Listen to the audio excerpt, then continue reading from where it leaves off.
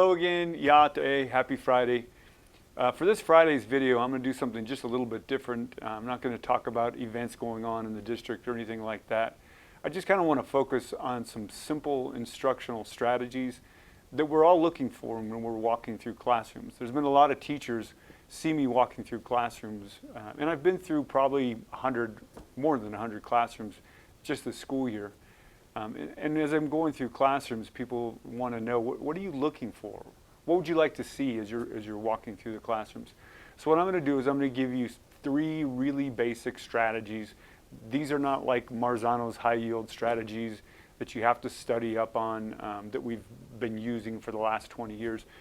These are just 3 strategies that I'd like to see as I'm walking through classrooms, and hopefully the administrators in your building will be talking about these as well. The first one I mentioned last week, I talked a little bit about think, pair, share. Any strategy that gets students to talk about their learning with one another is going to yield positive results. Talk becomes critical when students discuss tasks or ideas and question one another, negotiate their meaning, clarify their own understanding, and make their ideas comprehensible to their partners.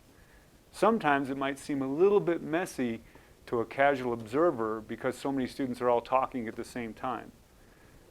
But it's obvious to trained observers when students are on task and talking, especially when they're using academic language and focusing on content.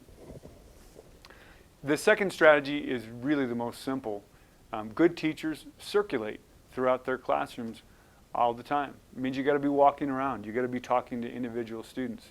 To know what each student is doing or thinking, teachers need to connect with each student throughout the lesson.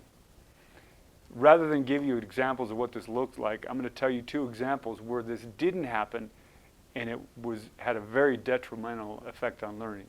The first one is during a math lesson. Years ago, I walked into a classroom. There was a substitute, and the substitute was sitting behind the teacher's desk. Students were all working on a subtraction worksheet. At least half the class was subtracting backwards.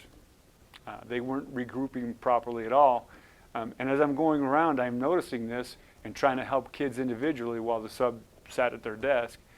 The problem is every single student learned incorrectly. And it must have taken many lessons to fix that mistake. It's important to walk around the classroom to see what students are doing. Another example, I just saw this one this year actually.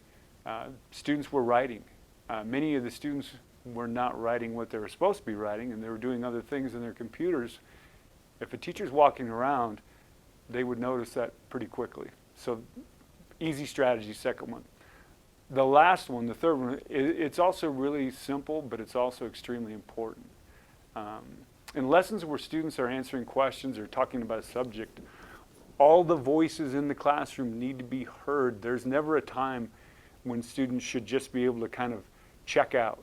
And I do see that sometimes with some of our students. Teachers need to cold call on students. I've seen many, many times where the same student is called over and over again. And I know there's folks out there who are a little bit worried about cold calling on students. And if you don't know what I mean, some real simple strategies of doing this. One of them is by using popsicle sticks. Now, elementary level, we use pack sticks, which packs is just another example of one way to use them. But by putting pack sticks in a glass jar or something, a teacher can pull those out and make sure that they're calling on different students all the time. And the best example I see of this, and students love it, and I know many teachers already use this, but they use those Wheel of Fortune spinners. Students love it when their name is called, when the spinner lands in their name. Again, there's people who say, but I don't want to just embarrass anybody.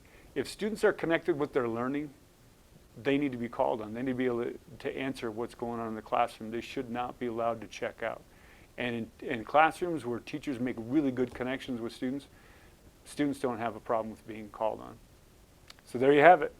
The 3 simplest strategies you can probably think of. Students talking with one another about their learning, very simple. Cold calling on students, and teachers circulating throughout the classroom. Again, 3 simple strategies. You do those strategies, It's going to make a big difference in student engagement and ultimately in learning success. Thanks for listening to me. Everybody have a fantastic weekend. Happy Friday again. Hagone. See you next week.